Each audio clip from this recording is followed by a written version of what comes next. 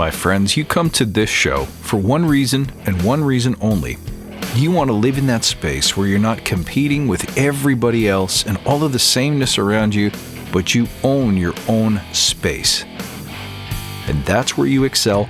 That's where you make impact. Look, I want to honor the fact that you want to make change in the world, that you want to do something great.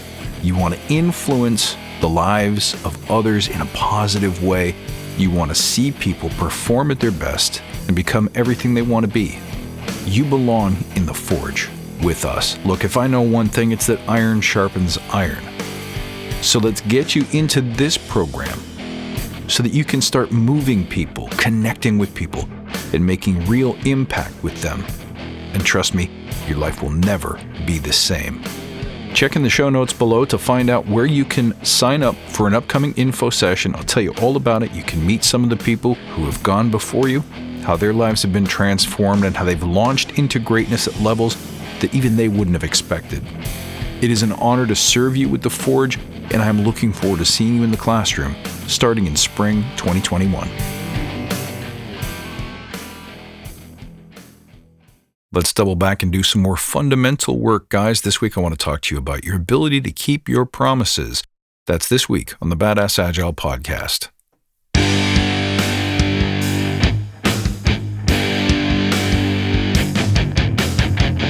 Greetings, team. Welcome to the Badass Agile podcast. I'm your host, Chris Williams.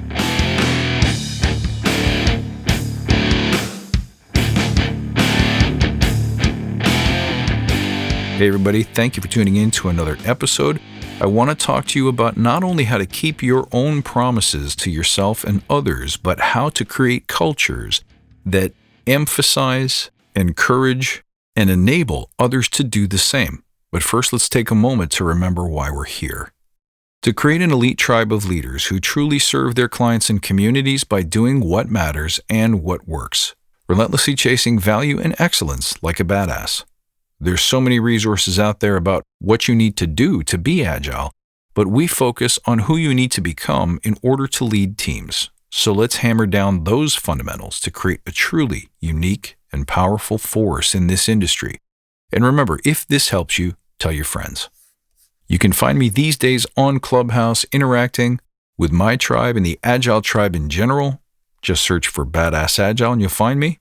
And also don't hesitate to sign up for the Facebook Badass Agile Listener Lounge. I try to bring my best stuff there first, but also you get exclusive access to discounts and special promotions and stuff that you can't get anywhere else. So why not jump on in, be part of the tribe? Okay, let's talk about promises.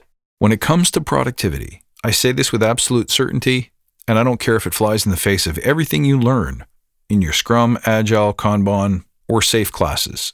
The biggest predictor of your ability to produce on a consistent basis and improve over time is your ability to keep promises. When you keep promises, you build trust.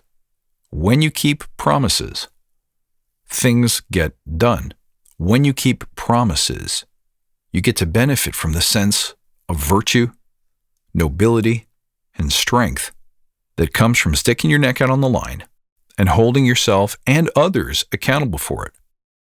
Now, if we can keep promises not only to ourselves, but if we can keep promises to others, and they in turn learn to keep their promises to you, now we have what's known as a high-performing unit. And none of that is predicated on whether or not we like each other, we hang out socially outside of the team room, because now likability is not a necessary and prerequisite condition to success and positive energy in the room. It is wholly dependent on something that is much, much easier to control. Trust. Being good to my word and knowing that you're good to yours. Now, sometimes talk about making and keeping promises scares people because when you make a promise and then you don't keep it for whatever reason, people feel pressure. They feel guilt, they feel shame, and that forces people to paint themselves into a corner where they no longer feel comfortable making promises at all because they don't want to feel the feelings of not being able to meet them or being exposed as being slower or less experienced or less confident or less comfortable than any person to the left or to the right of them. We have to dismantle the negative association with the word promise. Some people like the word promise, some people like the word commitment, some people have a problem with both. But here's the truth that you can't avoid. We can't get rid of this fact that in order for us to work together as a team, you need to be able to plan your day based on the things that might be dependent on me or anybody else, whether that's a prior deliverable, whether that's me opening a door for you, whether that is me enabling you with tools or information or knowledge. Promises are the cornerstone of our day. You can't develop without a product owner telling you what their specification or requirement is? Great. You need the product owner's promise to spend time with you. Tester can't test until a developer delivers a piece of code and the BA supports it with documentation? Great. That QA person is counting on you keeping your promises in order to organize their time and their work and then to make and keep promises of their own. But here's the deal. I think culturally we've placed so much importance on the word promises because it means accountability, doesn't it?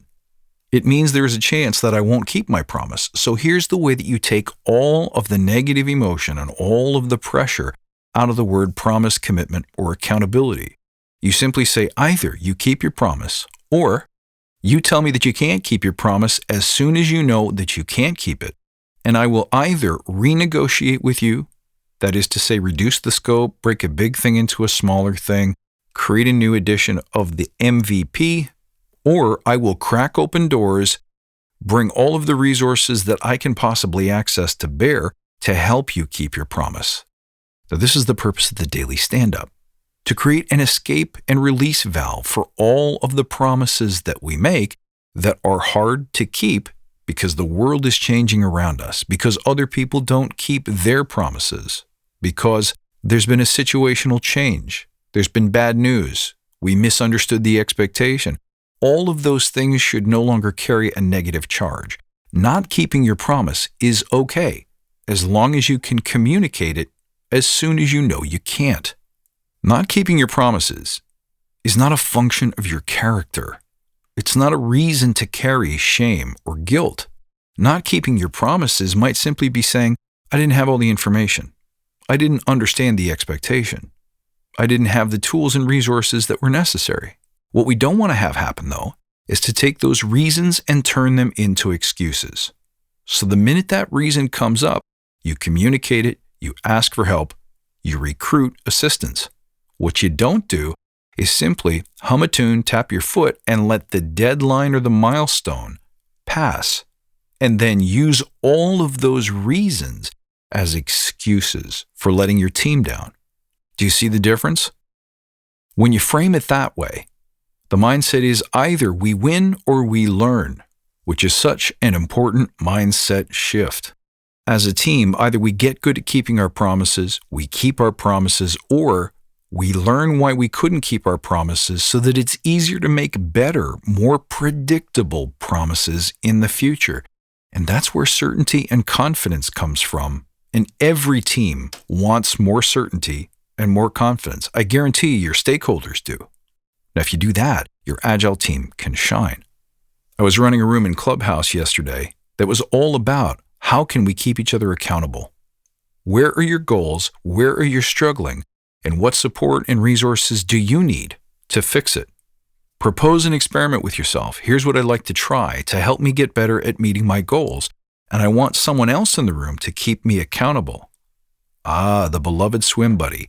Someone to check in with you and say, hey, you made a promise of X. Are you on track or are you struggling? And if you're struggling, what can I do to pull you out of the quicksand and put a tick in the victory column for you? That's what teamwork means. People always ask, how do you create high-performing teams, especially when you've been handed a team and you can't control the quality, the mindset, or the attitude of the members? This is the secret. This is the key. This is what makes awesome teams hum. It works even better in my experience if I consider myself as accountable for your promises as you do.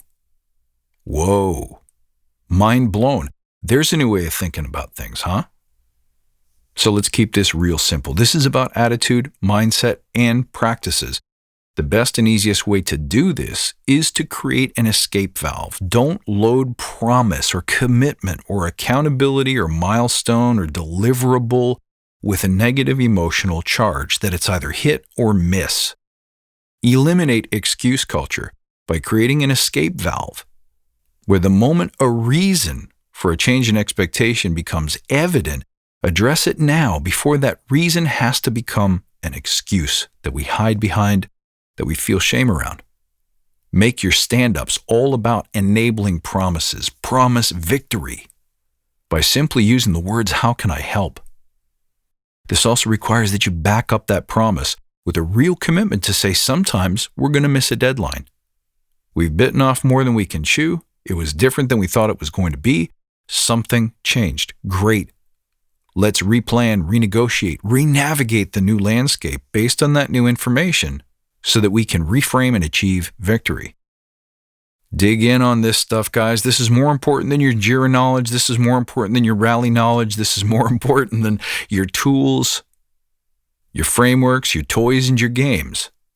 This is real peak performance stuff for you and your team. So take this on.